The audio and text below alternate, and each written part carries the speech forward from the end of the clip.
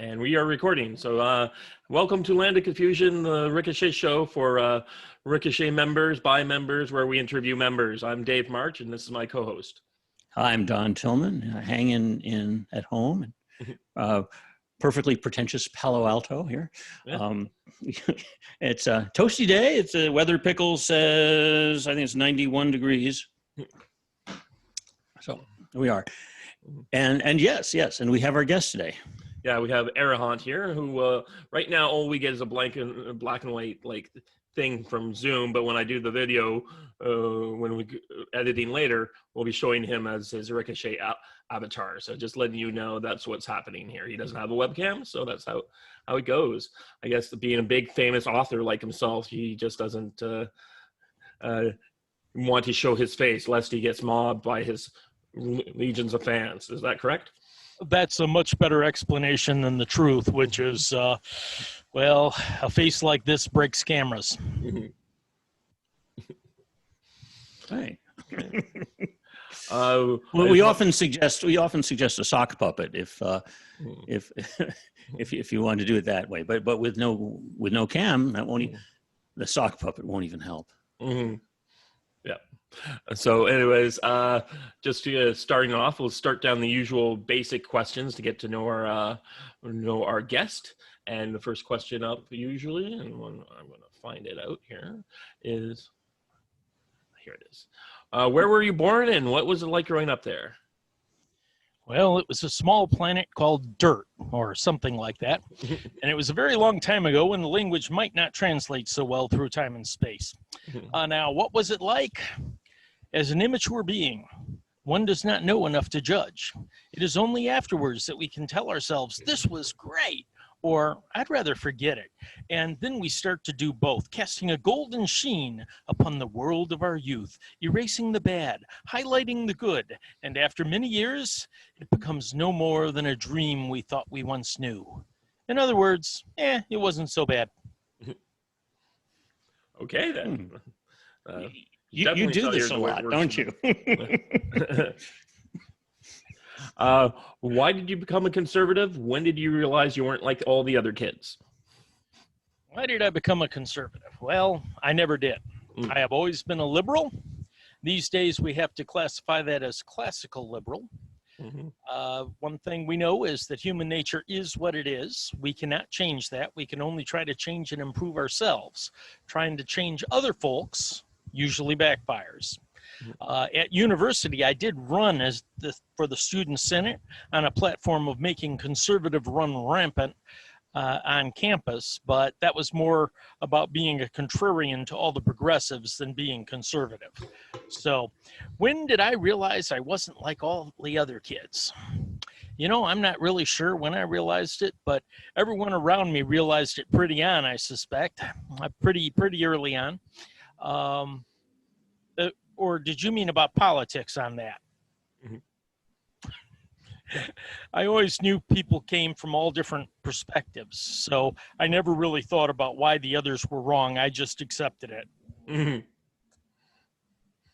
Well, I remember I was at a provincial convention here in Canada a few years ago, and I'm in a room. For some reason, the room parties were lame, and I ended up in one person's room. He was the youth president at the time, so it was me, my friend, the campaign manager for the person who was going to hopefully one day be premier, but now he's just a mayor, and 20 kids all jammed into this suite.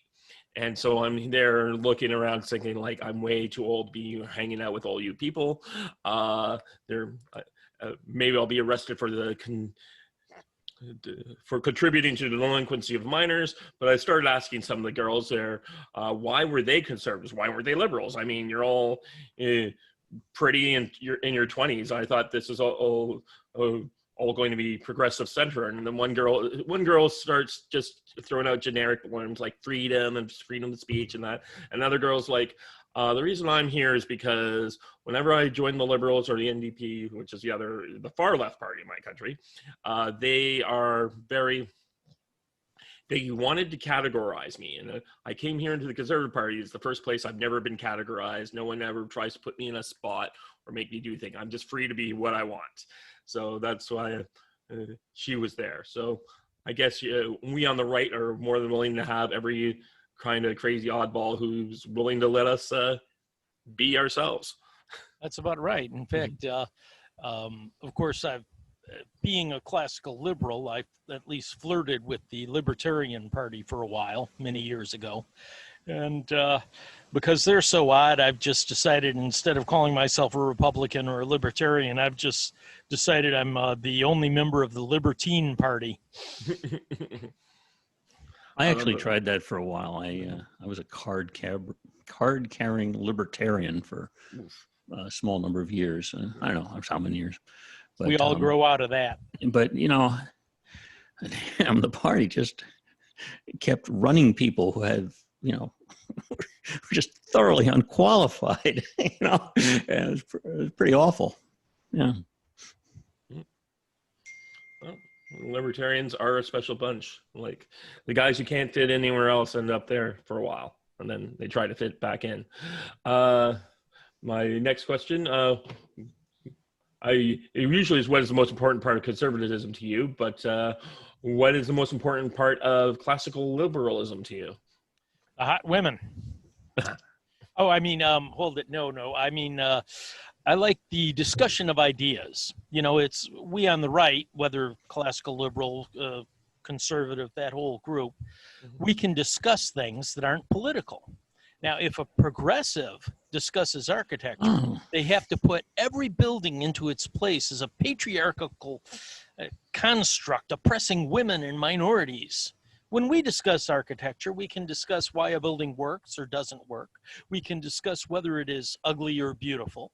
The fact that everything is not political is the most valuable part of conservatism and its allies, such as true liberalism. That's a really funny idea for like a character. Just, bring up any totally innocent topic and turn it into patriotic culture, Patriarchy. Patriarch, yep. Patriarch culture and such, and just cultural appropriation and everything, and just pound that stuff into the silliest thing, like say, this flower, Yeah, we have hundreds of thousands of those people graduating from universities every year. Mm-hmm. Yes. And then they hit the real world, and eventually, hopefully, it grinds it out of them like it did to all those guys in the Soviet Union. Yeah. For me, it's like when people say you should check your privilege, and I'm like, explain to me my privilege again. Oh, it's because you're white, you get all these special benefits and powers and stuff. And I'm like, so you're kind of like going up to Superman and telling him not to fly because that he should check his privilege. You're telling me you're telling me I have all these benefits, I should give them up for you? I'm going to accept my privilege and be happy with myself. I guess I'm better than you. That's kind of my thing. So when I just kind of own it, when they say you're part of the patriarchy, yes, so what? Deal with it. Don't forget to say kneel before Zod. Yes, there's also kneel before Zod. Why are you not kneeling yet? As I used to, Tony Katz used to say, "What now? Fetch," and Kurt Schlichter say, "Fetch my latte." How did you discover Ricochet? Oh, it's a long story. You see, there was this mountain. Like your intro. And atop this mountain, there was said to be a great and wise guru. So being a firm believer in self-improvement, I decided to climb that mountain and seek out the guru. Took a lot of training. It wasn't a small mountain, nor was it a gentle incline. But after a year of preparation, I was ready for the climb. After more than a week of arduous climbing in volatile weather conditions, I reached the summit to find that it was a hollowed out volcano that must have had quite a blowout millions of years ago. The valley of the caldera was beautiful far below, with green growing everywhere and huge flowers. I saw strange birds, insects, and lizards there below. It was a lost world. But what I didn't see was a guru. I wondered if he might be down in the valley, but that was not what I had heard about him. So I decided to trace the circular summit until I found the guru, perhaps in a cave or other such place. So this, again, was not a small mountain, as I mentioned earlier. And the weather near the summit was unpredictable, with storms appearing out of nowhere. After 3 days of circling around, I was getting low on food. I had gone maybe a quarter of the way around the summit. The ridges and crests were hard going, especially with the winds, which, you know, one moment would be nothing and then would have a huge gust of wind, and it was hard to hang on. But I was tired and needed rest, and one of those horrible storms popped up. I spotted, just in the distance, what looked like a fold in the mountain that would provide some shelter. So I made for that fold, and I found that it led to a cave that was dry and had some wood nearby. I was worried, though, that something else might have already found the cave. So my first job was to trace back through it to ensure I wouldn't be attacked by a bear or something like it as I tried to sleep. The cave went back further than I expected. And while there were some narrow spots, I managed to pass through even with my gear with me. Finally, it opened out onto a ledge inside the caldera. Passing through the cave had brought me down about 100 feet and out of the storm that was on the outside of the mountain. I stepped out onto the ledge, and there was a grizzled, disheveled gent in a white robe drinking some sort of foul-looking brew. "Hey, man, what you doing?" he asked. "Well," I said, "I heard there was a famous guru up here on the mountain, and I've been searching for him." "Yeah, that's me," he said, as he casually flicked one hand to point at himself. Now, when I say that, I mean he flicked the hand. He didn't point at himself, or he didn't pound on his chest, or, point at his chest or anything. He just kind of flicked the hand, very casual sort of thing. "Well, excellent," I said. As I looked around, I asked, "Do you live here all the time?" "No, just a few weeks every year. It's a great vacation spot. The flora and fauna is like nowhere else in the world. Some honest-to-God dinosaurs live down there. They aren't really T-Rexes or any other species that existed millions of years ago. They've been in that valley evolving for the last 66 million years. Still, there are some dangerous beasts down there. Swallow guys like us in one gulp." "Really?" I shrugged. I wasn't there for the sightseeing, after all. He casually walked over to me and, catching me off guard, knocked me half off the cliff. He held me there by a strap on my pack. "You want some wisdom, buddy?" he asked. "Yes," I shouted in a rather stressed way, as you can imagine. He said, "My name's Rob Long. If you don't want to be dinosaur food, you'll join Ricochet." So I did, and he let me back up onto the ledge. I figured it was Rob Long was going to be the punch on that line on that story. Right. Like, is he going to be Lilacs or Long? And then more and more it sounds like it's going to be Rob Long. Oh, definitely had to be Long. What you doing, man? Yeah. He's the only one who could afford to go to Dinosaur Island, too. Big Hollywood producer. And what is the thing you most like about Ricochet? Oh, no. He's gonna go again. Oh, we What is interviewed it him. you fear, Don? Don? There, Don. What is it you fear, Don? This is wonderful writing technique. I like that. You throw in way too much gratuitous detail for something, and it's really great when you tell a story and you just have all the little, crazy amounts of detail. Thank you. It makes it Feel free to buy my books. It's a great technique because, if you're writing and you're stuck in something, just add more detail. The whole thing is to draw you in to wonder when it's going to hit. And you can make it up, whatever you want. It's great. Yep. So anyway, what is the thing that I like most about Ricochet? There are several things. The first is the pit. Now, the pit is a free-flowing conversation filled with seriousness, silliness, grousing, laughing, love. It's a wonderful place. It's Ricochet's backroom speakeasy. Everyone's welcome. I checked, and there are 81 members that are following the pit. Many are old hands or moderators and so forth. Some are fairly new members. And the only thing is, it is kind of drinking from a fire hose. On the current iteration of the pit, we have over 39,000 comments since March 24th. And so some folks dip their toes in and decide it's a little too much for them. I believe Don is one of those. Yeah, I've never actually posted on the pit, but I've taken a look every once in a while, and I don't have the time for that. But it is delightful. What I've seen it's just, it's charming. It's fun. It's kind of happy. It's all, it's kind of this free association, free form thing that's just riffing off of everybody's random stuff, and it's kind of a delightful mix. Mm-hmm. Beyond that, I like the various series that people have put together.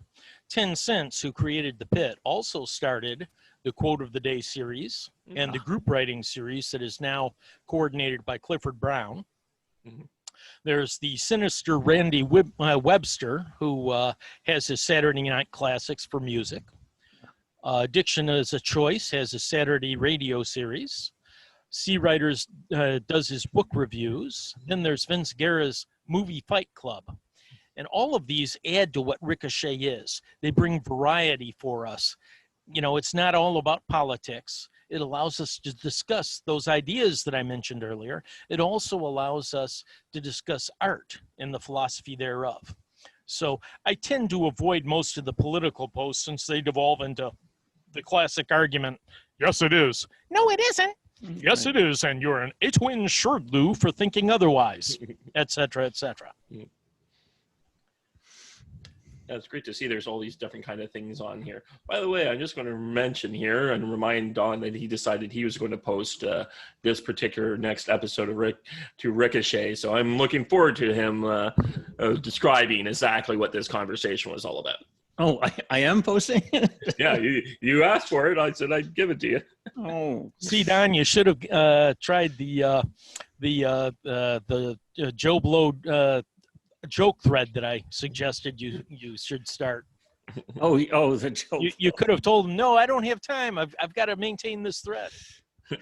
Yeah, Arahant suggested that with Joe Biden selecting Kamala Harris as VP just yesterday, was it? Yes. Was it yesterday? Yep. Wow, things just move so fast. The meme world was alive with just most wonderful, crazy things, and I started blasting them to the posts there, and Arahant suggested a separate post for the. I don't know. Maybe we will. It's starting to take up again. There's just all this. There's such colorful people we have running for executive office right now, and this. It's such a train wreck. This the Biden Harris thing. Oh my goodness. What was it? I believe I was watching Tim Pool, and I think that's where I got this one. So there was this left-wing guy in 2014. He didn't like Biden or Harris as a possible combination. So he created a meme that said Biden and Harris because not enough of you are in jail yet. That was probably Sean King, maybe? Yeah, I believe it was Sean King. And then they cut to him, his latest tweet on the day in the announcement. He's like, this is the greatest thing ever. I fully endorse these two. I'm like, fuck. Yeah, it's pretty funny. I mean, and it brings up an interesting issue. When you're running for president, and you have to choose the running mate, the vice president, there's a binary choice where you have to choose one that you were running against in the primaries or someone brand new. And obviously, if it's someone in the primaries, they're both better known, and two, done some battle with. And I guess it's typically we see both, right? Certainly McCain and Romney and Trump all chose someone who they didn't run against, as Obama. Oh no, I guess technically, Biden did run in 2008. Yep. Right. Yeah. So He didn't get very far in that one either, but yeah. Reagan ran against Papa Bush. yeah. I kind of remember that they were attempting kind of a co-presidency or something that was suggested back when they were running. I was not around for that. Yeah. But yeah, it's and the other approach to chose someone brand new, like Hillary Clinton. Hillary Clinton chose, nobody remembers now, Tim Kaine. I'm sorry, she chose a vice president? I couldn't remember. For VP, for her running mate. I know. In 2016, she chose Tim Kaine. I was making a joke, Don. Oh, okay. Yeah. Yeah. It does seem they often choose non-entities or sometime in the race. Nice as Pence is, and a lot of people liked him, I think one of the reasons why Trump chose him is he didn't think Mike Pence would ever overshadow him, or someone who could be in the background who would do a good job if anything happened to Trump died, but he didn't have an ideological pick. And I mean, Reagan chose Bush because he wanted to solidify that flank, and I guess some of the but I think the elder Bush and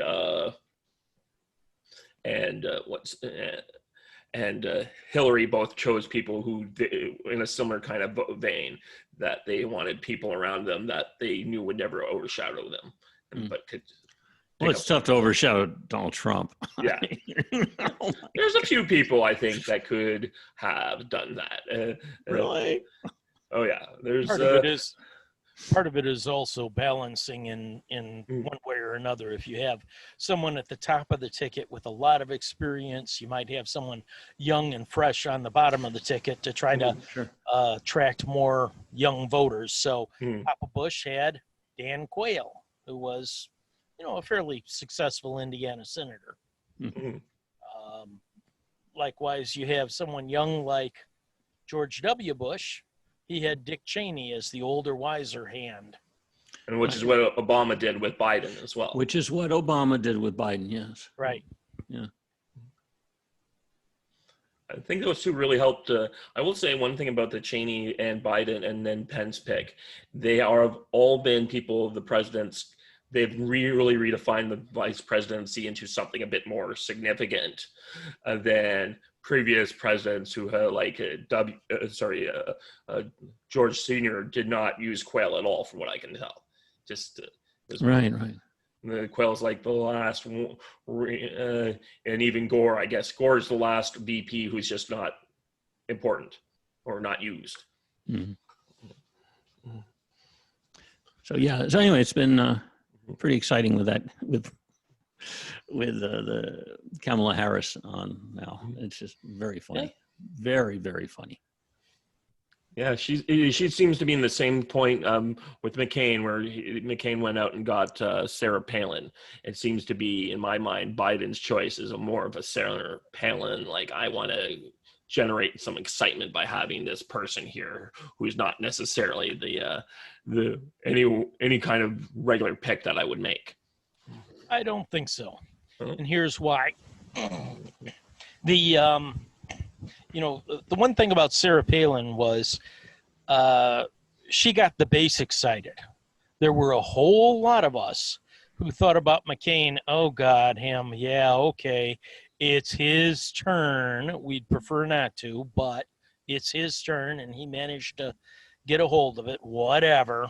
I guess I'll have to vote for him. Well, when he picked Sarah Palin, that got a little more energy and excitement to it. I actually volunteered after that happened. But I don't think that's going to be the same here. Right. Kamala Harris, what does she bring? And this is what I asked on the thread where Don was bombing it with all the good stuff. Because, you know. Oh, that was your thread? No, it wasn't my thread. Okay. But this is a question I asked. What does she bring? Because, you know, it's not like California is in any doubt. Yeah. You know, so it's not the state that she's bringing. Right. Maybe she's bringing the Indian vote, you know, Indian American vote. I don't know. But as for blacks, her record is not quite what they like. You know, when you talk about slavery, for most of us, it's been, you know, a few generations back at least, you know, in the U.S., going back to the 1860s. In Kamala Harris's part, she was enslaving people, keeping them in prison and working for the state longer than their terms and longer than they should have been, while she was the attorney general. And she fought hard to keep those people in. So this is not something that endears her to black people. You know, And even if she has a little bit of black blood. Apparently, her grandfather owned slaves? No, it wasn't her grandfather. It was much older than that. Older than that. Yeah, but again, that was the white slave owner who owned her black family. Okay, and there was a little diddling going on. In her case, in her family's case, I should say, that multi-generations back, that Irishman who owned her family.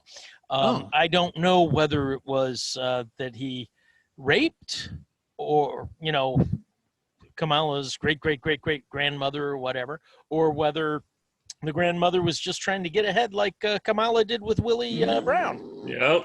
You know, but one way or another, she has that white blood infusion from the old slave master. Oh, so she's more Indian than black. Yeah. Yep. Oh, well, she wouldn't. Okay. And you know that the Indians are Aryans. Yep. Or at least partially. Hitler talks a bit about that in some of his stuff. Yep. Indo-European language group. Kamala Harris, she's got that. She has a strong. She can basically. She does deflect some of that attack that would have gone against Biden for being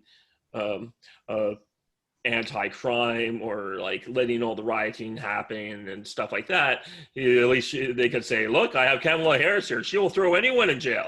She'll throw parents in prison for letting their children skip school." Like that's her thing, I guess. But in the end, do we think it's going so well already? Yeah, do we think the VP actually adds something?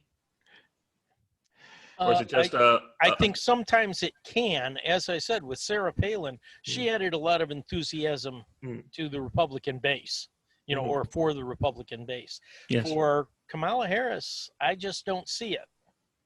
You know, Pence adds something because he's such a stable gentleman.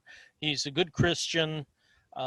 People are like, well, you know, Donald Trump, not perfect. You know, he fights, but you know, if something happens to him, we'll have good, stable, good Christian Pence there. Yeah. So he adds something. But I don't see what Kamala is really adding. And that voice of hers is just painful. You know, and she was during the Kavanaugh hearings, especially. She was just, you know, it's a lot. That's a yes or no question. You know, that sort of thing. It was just awful. She has a lot of great memes for us to use and make. That's what she adds to the ticket. Well, she adds for us, but the question is for the Democrats, what does she add?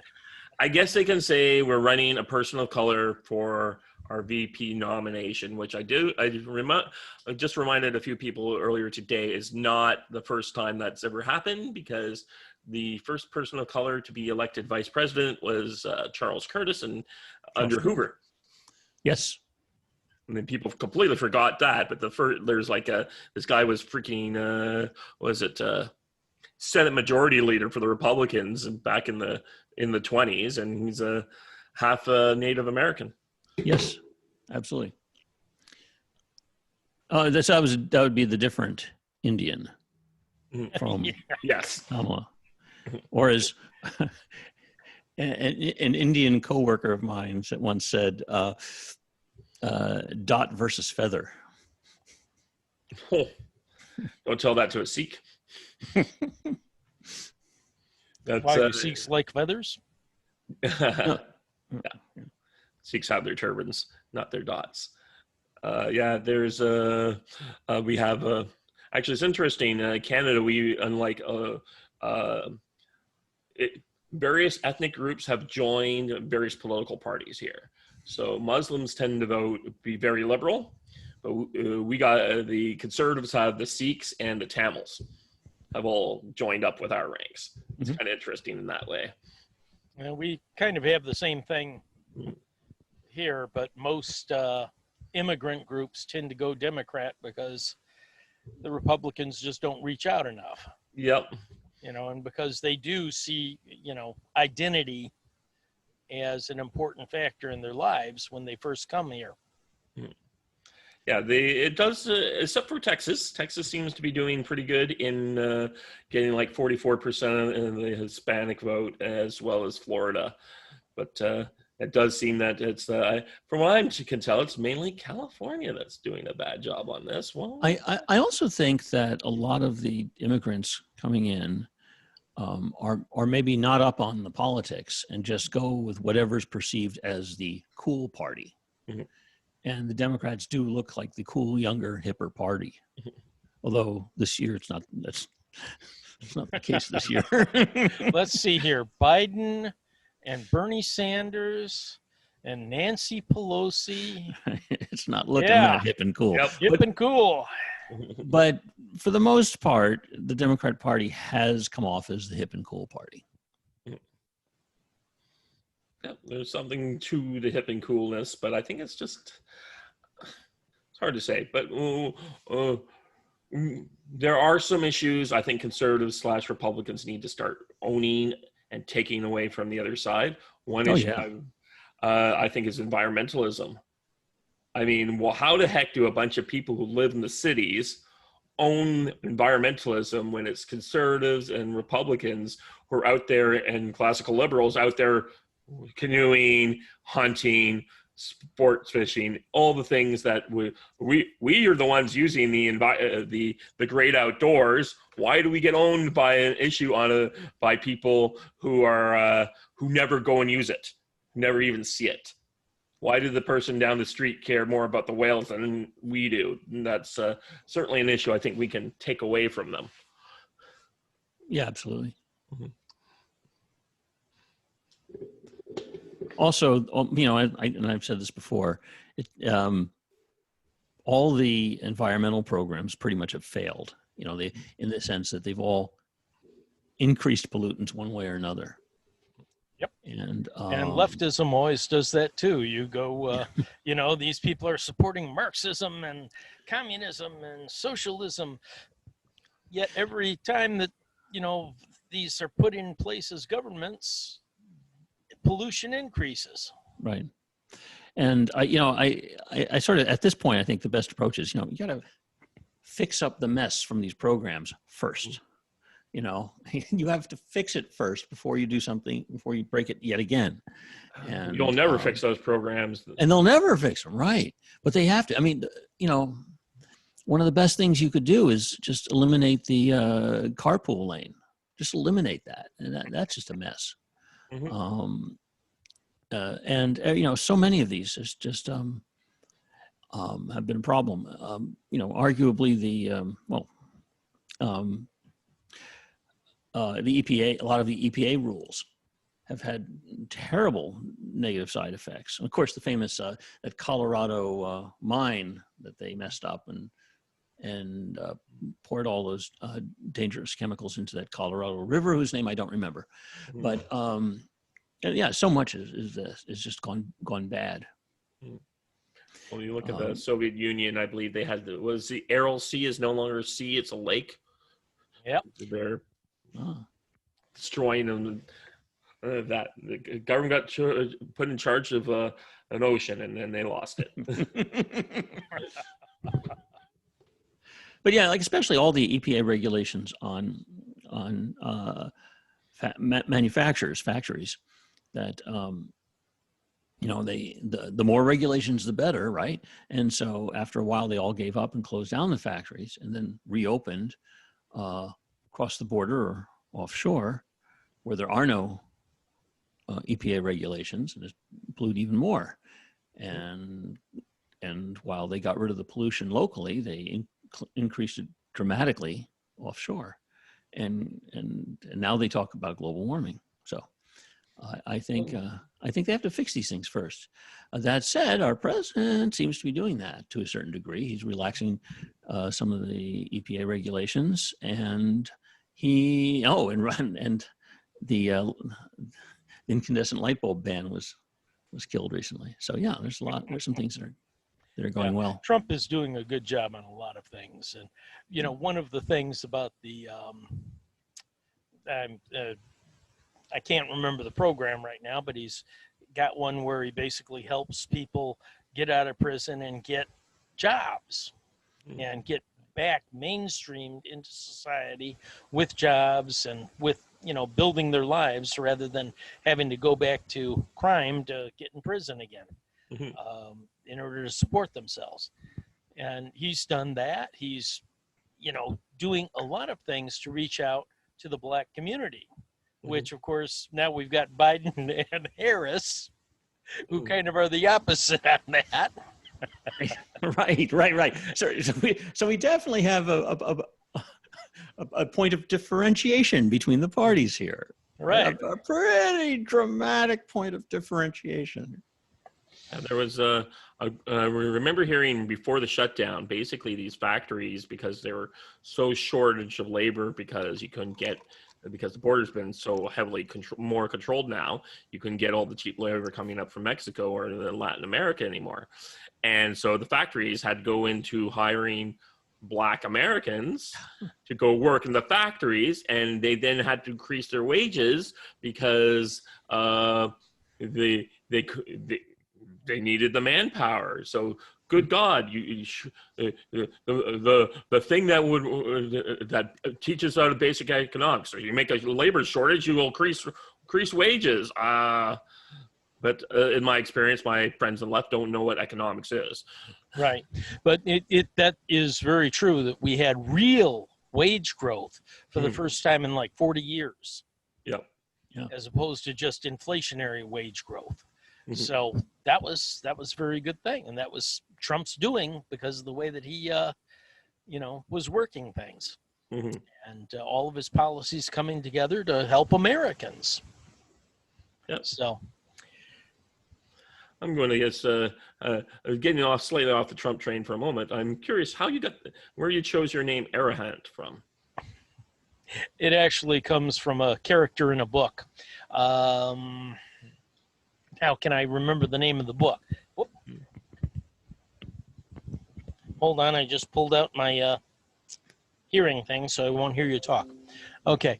The book is by Robert Wilfred Franson.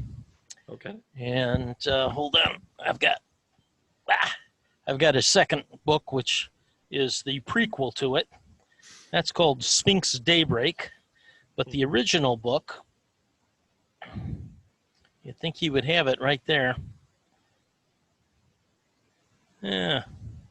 Of course not. The Shadow of the Ship. That's what the original book was called. And it had the main two characters in The Shadow of the Ship. Whoops. Every time I lean back, I pull out my headset cable here. Okay. Good thing we Try don't that. see this setup here. Yeah, definitely not. I won't lean back anymore. Okay. So anyway, the Shadow of the Ship, the two main characters are Iverdine and Arahant. And Oh, Arahant is actually a type of alien who is very cat-like, except that he's apparently wherever he originally comes from, or his species originally comes from, they are they tend to go in the high air, and they can float and glide and fly. They're called air cats. So anyway, Arahant, or is an air cat, and the book, The Shadow of the Ship, it was written or published in about 1985, I think.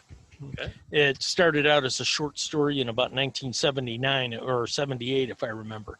But anyway, Bob published it as a book in 1985, and that's what I came across. And, as I started writing, it got harder for me to read books because I started developing a very critical faculty to be able to say, this isn't working, and here's why. And so as I read books, it's hard to turn that critical faculty off and be able to just enjoy the story for what it is, even though it's got problems with it. The Shadow of the Ship, I read and I said, this is a perfect book. And so then years later, after I had developed this critical faculty even more, I went back and I read it again thinking, well, maybe it won't be as good now that I read it. And it's still the perfect book. It is just a great book. And well, you'll be putting a link into the thing. Well, I certainly can. Yeah, Bob will appreciate that. But so as I say, Arahant is a character in there. The word actually that he's named for is a Sanskrit term. It means something like wise one. I think the more modern Indian term is Arhat, Arhat. So lost a few letters or sounds in the meantime.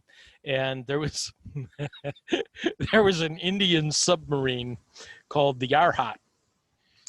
And they had a problem with it. You see, they forgot to close the door before going, before diving. And That's a problem. It's like, okay, not living up to its name there. Not a wise move. But anyway, so that's the origin of it. Is it really comes from a book, and the guy who wrote the book actually took it from Sanskrit. So, all right. And I believe you sent us copies of your website, and Don here mentioned that he had it was a little quaint, I think would be a good word. It was like mid 90s era HTML technology, but really tastefully done. I like it. which one are you talking? My consulting site, or? I guess the do we want to release your name? Sure, charleslweatherford.com. Yeah, that's the one. Yeah, that's the consulting site. Yeah, well, part of it is that I purposely do that because a lot of people aren't necessarily on the latest technology. That's right.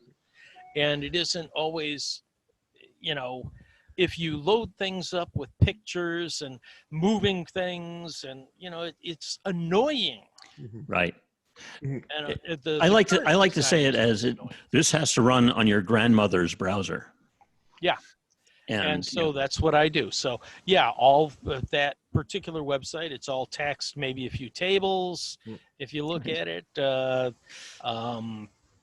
if it's tasteful, it doesn't have that like under construction icon there, or the spinning fire flame thing.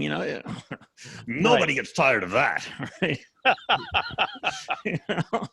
Exactly. Right. So some of the other, I think I also shared the Poetry Base website, which it isn't as up to date as it should be. I have kind of let it lapse for a while, but it's still got a lot of good information, literally probably 1,000 pages of information about poetic forms and other things about poetry. So that's a good site. Is that where you started out from, being a poet, and then moving into novels, or? Yes, I suppose. Well, kind of. I mean, I was working on novels before, but excuse me. If I talk too much, I start coughing. But that's why we usually load up on a drink for the show. yeah, well, I've got the drink and I'm using it, but it's I have a lot of allergies and a lot of drainage. So anyway, getting away from that, the poetry, I actually started years ago a poetry business to write custom poetry for people. At the time, I also had a consulting business. So I decided to have that kind of on the side, and had a bit of fun with it. One of the things that I figured out that I could do was, I was writing at the time a book that would be, 101 tips for writing better poetry. And I figured out that, well, I could not charge any expenses to that until after I got the book out. However, if I had a poetry business where that book was, writing the book was just part of it, then I could charge the expenses against the, poetry, and I could do things like go to folk festivals and interview performers about how they write their poetry, which happens to be lyric poetry. So it worked. I still haven't got that book out yet. So, Arahant, where do you live? Where do you make home? Troy, Michigan. It's up north of Detroit. It's the headquarters of places like Kmart was headquartered here for a long time. I don't know where they are now. Bankrupt, as I recall. Yeah. And also Kelly Services, the Kelly girls. Oh. They're literally, I can see their building right out my window. So it's, kind of one of those corporate centers like Oak Brook in Illinois, or I'm sure there, are a few in California, where just, there are some people there, but it tends to have its population double during the day because people coming into offices and, towers and what have you to work. Kelly girls should have been like Uber material before its time, right? That's like, as a business model. Yeah. Well, of course, they don't go by that anymore. It's Kelly Services.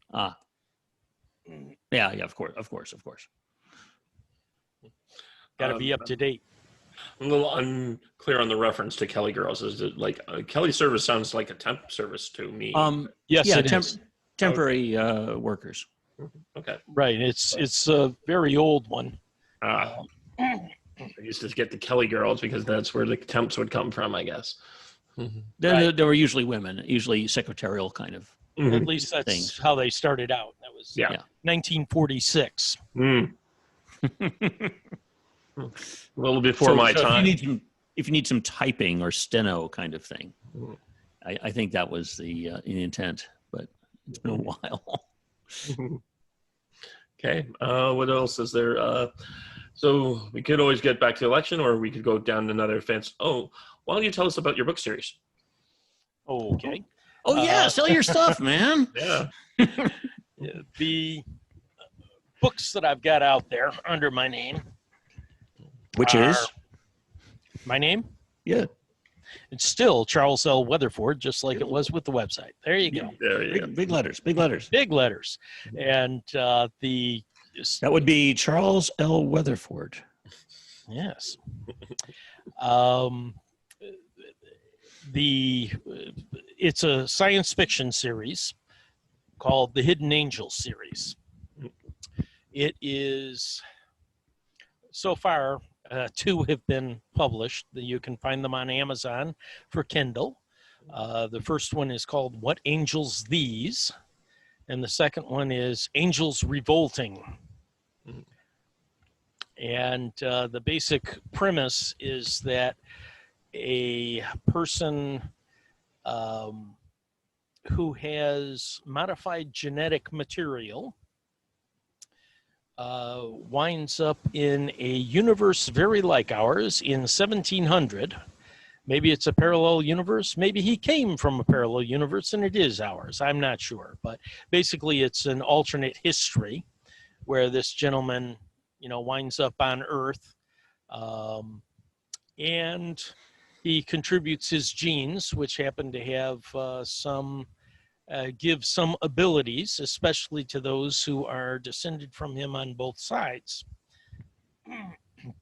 Because one of the genes happens to be recessive, and it tends to magnify psychic powers, or what we would call psychic powers. But these are powers that do exist. They have often been around. People know about them. They have experiences all the time with them. But in this case, they're much stronger and much more controllable. So he donates his gene. This is an alien sex book? Well, he's not really an alien. He may be from a parallel universe, but he's human. Okay. He just happens to have modified genes, just like So someone 100 years from now might. So he's not from escaped from an Aztec temple that has been buried underneath Mexico City for 1,000 years. No, That's good. nothing like that. He actually wound up kind of squeezed out of his own universe. One of the concepts is that among the possibilities of what someone might have is the equivalent of eternal youth. And he happens to have eternal youth. The problem is that the human body, and especially the human mind, is not made for eternal youth. And after a while, the brain has to kind of reorganize itself. And these are referred to in the series as episodes, although I'm not sure that there's been anything like that in the series yet, because, of course, it's so far only covered 78 years, and most episodes don't happen until someone is at least 500. So in his case, his episodes are very long-term in between. But when they happen, he tends to go a bit mad and, do things that people don't approve of. So a combination of people who also had power basically faced off against him to try to, do something to get him so that he was not controlling their world. And what it wound up happening was basically the controller, the guy who was working with the incorporation and controlling the incorporation, decided the only thing they could do was to kill him. So he tried to kill him, but instead it popped him out into another universe. Okay. And he happened to pop out into that universe in about the year 700 or so. But he was very far from Earth, so he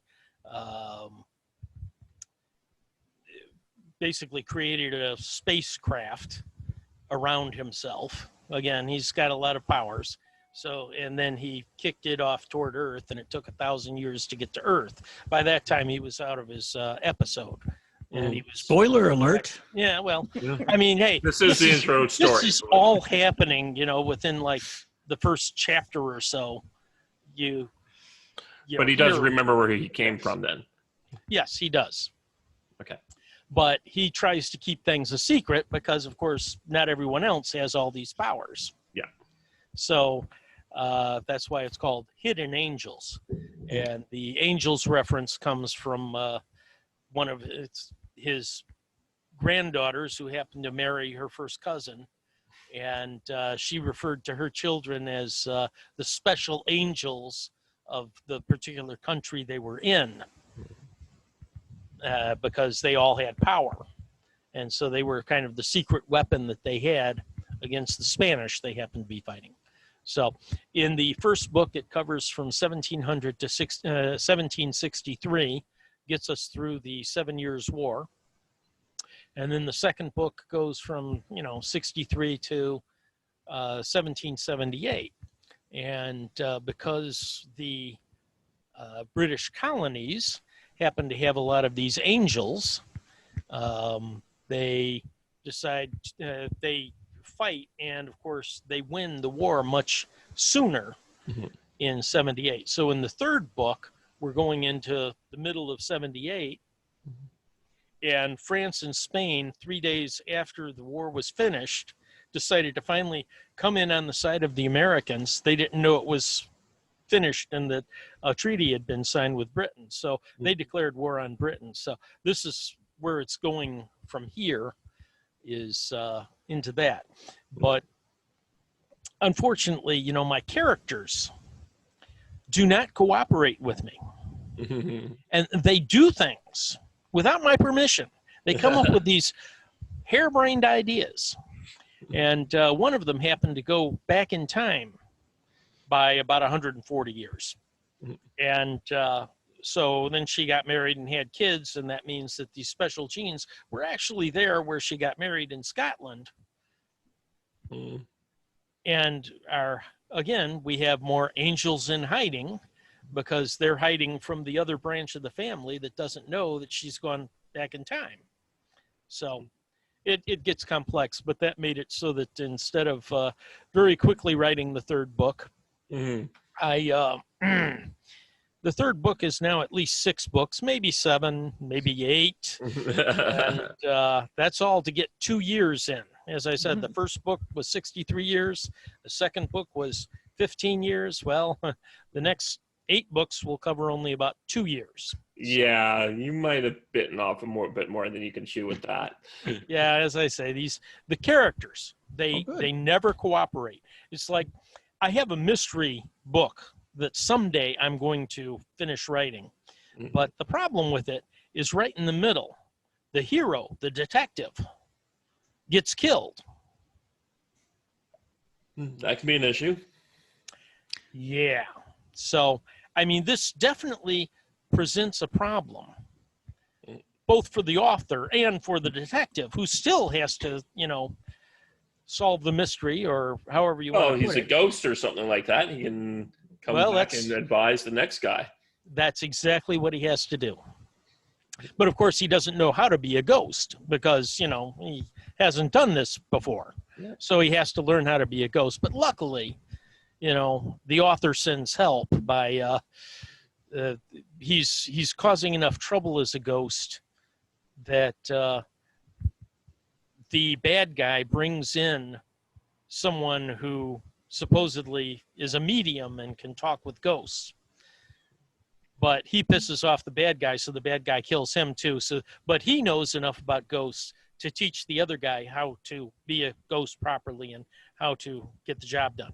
Okay. But, this is what happens when you have characters who just won't cooperate. It's like they exist somewhere on their own instead of just being in my head. They're totally uncooperative. So excellent characters then. Yeah, yes, they are. I will admit, in my writing, I haven't had quite that problem yet. Maybe I will one day, but hopefully you will one day if you're writing fiction. Yeah. Now, you don't expect it when you're writing nonfiction. If you're writing about Churchill or something, he isn't doing much lately. Yeah. Although I think that he really should have. There was the possibility that they would make him the Duke of London, and I think he really should have accepted that, but he didn't. Yeah, he didn't want to get out of being a member of Parliament. And he some people are like that. We had a prime minister up here in Canada called Diefenbaker, and most times he's the only prime minister we've ever had who's not technically whoever's prime minister at the time. also has this problem, but he's the only prime minister who ever got the Order of Canada posthumously since they created it, because traditionally a sitting member of parliament can't get the Order of Canada, but prime ministers, when they retire and leave that, they eventually get their Order of Canada. Of course, it was John Diefenbaker. Yes, Dief the Chief. He's a great guy. Friends of mine tell stories about him all the time. But yeah, he stayed in Parliament as an MP till the day he died, because he loved being a parliamentarian more than anything else. Well, it's like John Quincy Adams. After his presidency, do you know what he did? Didn't he stay? He got himself elected to Congress and refused to leave until they got rid of slavery. He did indeed become a representative in Congress. You know, it isn't a matter that he can refuse to leave. I mean, you have to keep getting elected. But yeah. You know what? We're getting rather late. How are we doing on time here? Yeah, it's 6:01. Usually where we would stop talking and take on a good high note there. Maybe we should. We've covered a very broad-based level of stuff today, and I'm very glad that Arahant has told us all this great stuff. So you want to leave on a high note? Yep. That's usually how I like to do it. How's that one? That was pretty good. That's great. Do you have anyone you would like to see us interview next? I think he now appended cryptonym to his thing, but it's the one that is LTPF something something something. You know, DCM or maybe at the end. I'm not sure, but you can always leave it in the comments for us when you find it. Yeah, if you do @LTP, it'll come up. Okay. Okay. But he sounds like an interesting character. Okay. Let me see if I can pull that one up. No.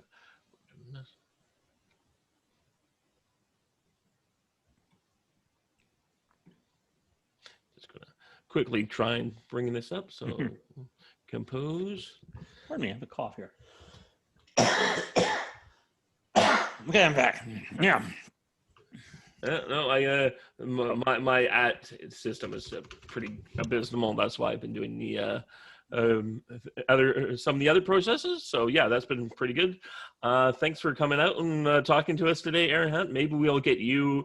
Maybe we'll do like a panel show one day, and we'll get you and Mark Larness in here, and we can have like different writers competing, our fiction writer versus our nonfiction writer. We do have a bunch of writers, don't we? Yeah. Oh yes. Yep. Plenty of writers on Ricochet. Yep. Yeah. Just trying to see if I got something on hand easy. I used to have something right around here that I could whip out. We could have an entire Ricochet library, couldn't we? Mm-hmm. Yes. Yeah. That'd be nice. Place to point it all up. So yeah, this has been I'm Dave March, and this has been Land of Confusion show. And Don Tillman. And I'll be and thanks for coming out, Arahant, and we'll I'll try and get this thing all wrapped up tonight for the show. Okay. ETFN. Yep. BT. Bye. See you guys later.